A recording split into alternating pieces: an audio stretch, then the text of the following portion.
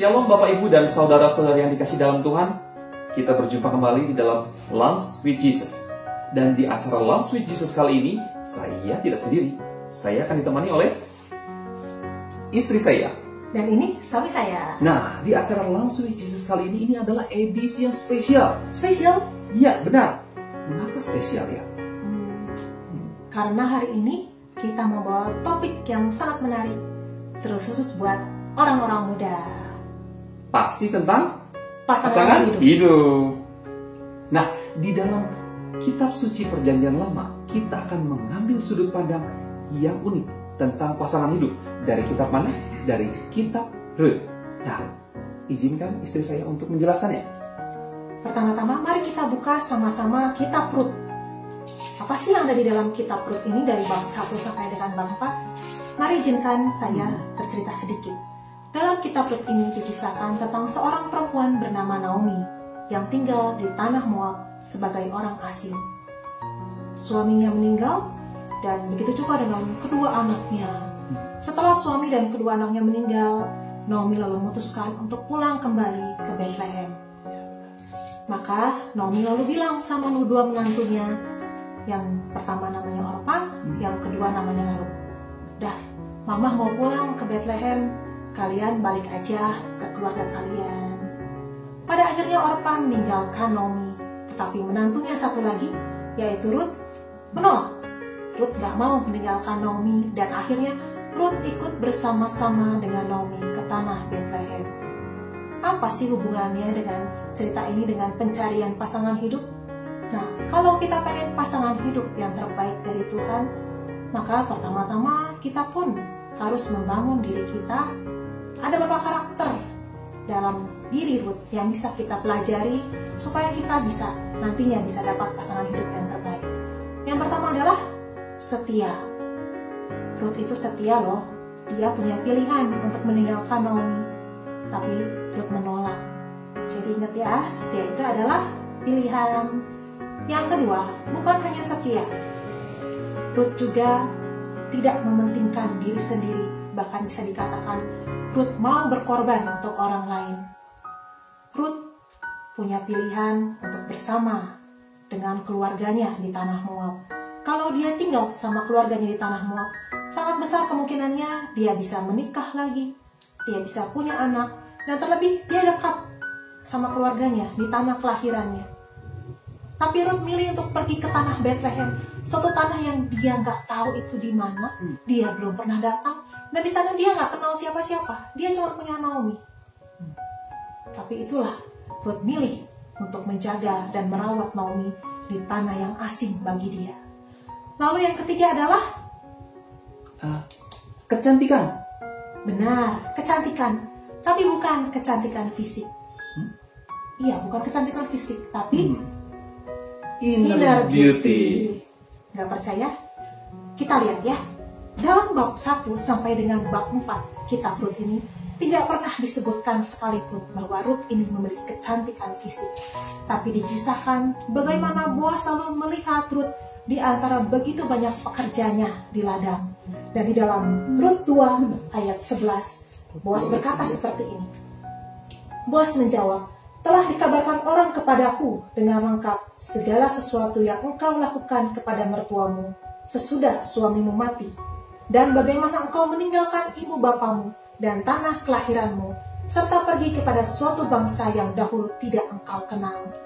Jadi Boas ini gak melihat bahwa, wah itu perempuan cakep banget ya, kece banget. Tapi tidak, Boas melihat bahwa Rut ini adalah, dan dia mendengar, oh Rut ini orangnya setia ya, dan dia baik hati ya, dia mau merawat mertuanya ya. Itulah yang membuat Boas tertarik kepada Rut. Jadi ada 3 poin. Yang pertama, setia. Yang kedua, tidak mementingkan diri sendiri, bahkan mau berkorban untuk orang lain. Dan yang ketiga, inner beauty. Nah, sekarang kita mau lihat dari sisi Boas. Nah, dari sisi Boas ada juga nih poin-poin penting nih. Yang pertama, Bapak Ibu dan saudara-saudara yang terkasih dalam Tuhan, yang pertama mari kita lihat dari Rut 2 ayat 4. Saya akan bacanya. Lalu datanglah Boas dari Bethlehem. Ia berkata kepada penyabit-penyabit itu, Tuhan kiranya menyertai kamu. Jawab mereka kepadanya, Tuhan kiranya memberkati tuan. Ayatnya sedikit sekali, namun di sini poin pentingnya yang ingin diberitahukan, ingin diutarakan oleh kitab suci ini adalah Boas orang yang tekun. Mengapa? Boas itu tuan tanah. Boas itu kaya raya. Entah dia tekun atau kaya raya, tapi dia orang yang tekun. Dia datang ke kebun gandumnya. Dia ingin melihat bagaimana pekerja-pekerjanya. Dia orang yang tekun. Padahal dia kaya raya loh. Namun dia tekun. Itu poin yang pertama. Dan poin yang kedua ialah kita akan melihat bahwa Boas itu orang yang murah hati. Murah hati. Mari kita lihat. Ada di Rut 2 ayat 5. Lalu kata Boas kepada bujangnya yang mengawasi penyabit-penyabit itu, dari manakah perempuan ini? Itu awal mula Boas bertanya kepada bujang-bujangnya yang mengawasi penyabit-penyabit itu.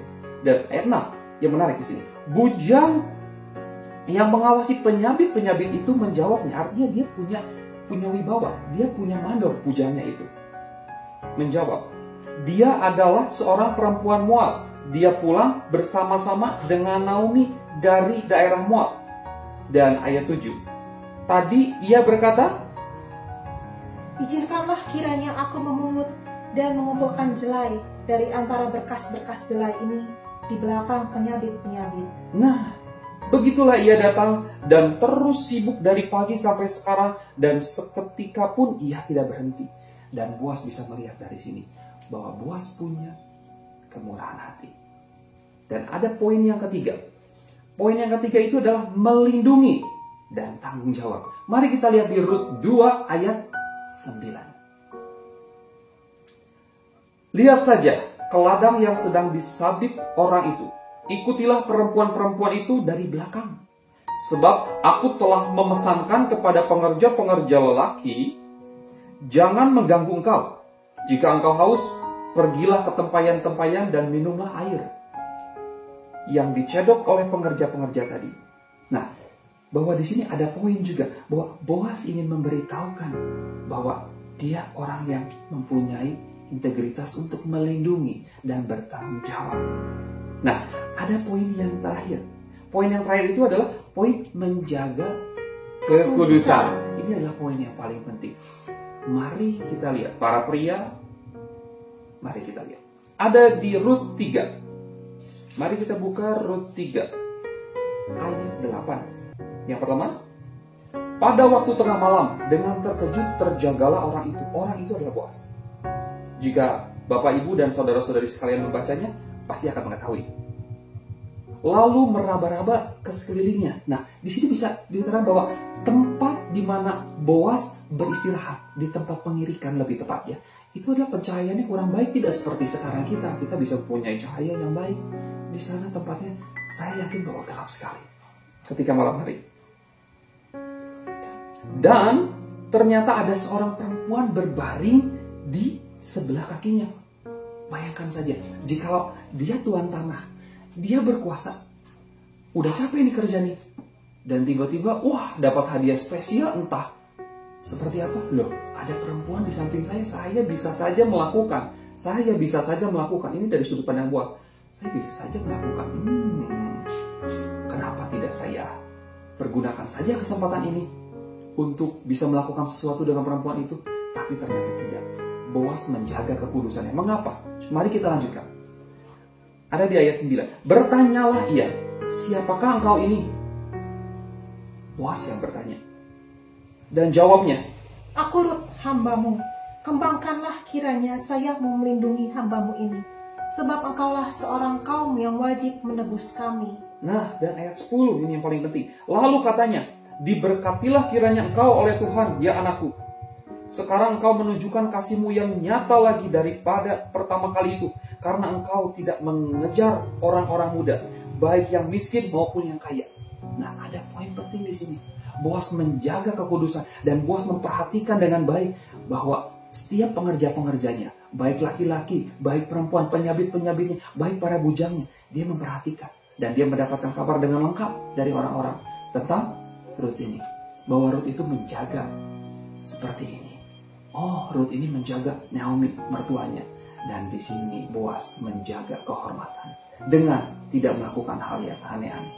Dan Boaz menjaga kekudusan Boaz sendiri, dan Boaz menjaga kekudusan Ruth, dan Boaz menjaga hubungan tersebut agar tetap dalam kudus. Amin. Nah, 3 poin tersebut adalah poin dari sudut pandang Boaz, dan berikut tadi poin menjaga kekudusan. Dan korelasinya apa ya kitab suci perjanjian lama Ruth ini dengan pasangan hidup? Nah, saya ingin menceritakan kisah singkat saja. Saya bersama istri saya sekarang tidak langsung bertemu seperti sekarang langsung jadian dan langsung menikah, tidak. Kami berproses. Kami bertemu di acara BDYD, Bandung Diocese Youth Day. Di acara tahun 2015 itu kami bertemu, dan di sana kami berproses sampai tahun 2019, kurang lebih 3 tahun. 3 tahun di sana saya bisa melihat istri saya mempunyai satu poin yang penting daripada yang tadi dia utarakan. Poin yang pertama, poinnya itu adalah apa ya? Aku setia. Nah, aku setia katanya. Itu poin yang saya lihat dari istri saya. Dan saya pun selama 3 tahun, mulai dari awal kami kenal di 2015 sampai dengan akhirnya kami memutuskan untuk menikah tahun lalu di tahun 2019. Selama kami berproses, saya bisa melihat, wah, suami saya adalah orang yang hidup dalam Tuhan, dan terlebih dia orangnya bertanggung jawab dan murah hati dan mau melindungi. Dan saya percaya inilah pasangan hidup yang disiapkan Tuhan untuk saya. boleh diulang sekali lagi kesimpulannya? Ada 3 poin dari sudut pandang Ruth. Apa saja ya? Yang pertama, setia. Ya. Yang kedua, tidak mementingkan diri sendiri, Benar. bahkan mau berkorban untuk orang lain. Yang ketiga, inner beauty. Dan dari sudut pandang Boaz ada beberapa hal. Yang pertama, ialah tekun, ya. Yang kedua, murah hati. Yang ketiga, melindungi dan bertanggung jawab. Dan yang terakhir, menjaga kekudusan. Jadi para pria-pria, kita harus mematuhi peraturan-peraturan tersebut. Dan marilah kita tutup dengan doa untuk edisi spesial Last with Jesus kali ini. Izinkanlah istri saya untuk menutup di dalam doa. Silakan. Mari saat ini Bapak Ibu dan saudara-saudara terkasih, kita mau berdoa, kita buka dengan tanda kemenangan kita. Dalam nama Bapa dan Putra dan Roh Kudus. Amin. Ya Tuhan, Allah Bapa kami yang bertahta dalam kerajaan surga, kami bersyukur Bapa kalau kami berdua saat ini boleh selesai berbicara, tapi kami percaya bahwa Roh-Mu akan terus bekerja di dalam kehidupan kami. Saat ini kami mau berdoa, bersatu hati berdoa untuk teman-teman muda di luar sana, terkhusus untuk mereka yang masih single dan masih mencari pasangan hidup. Biarlah kiranya Engkau yang berkati teman-teman muda kami, Engkau yang tambahkan iman mereka, Engkau yang tambahkan harapan di dalam hati mereka, Yes, benar. dan Engkau juga yang jawab kerinduan mereka kan pasangan hidup yang terbaik Jawab, Tuhan. daripadamu, Yes. sesuai dengan waktu yang terbaik dari Engkau, Amin. Tuhan. Amin. Amin.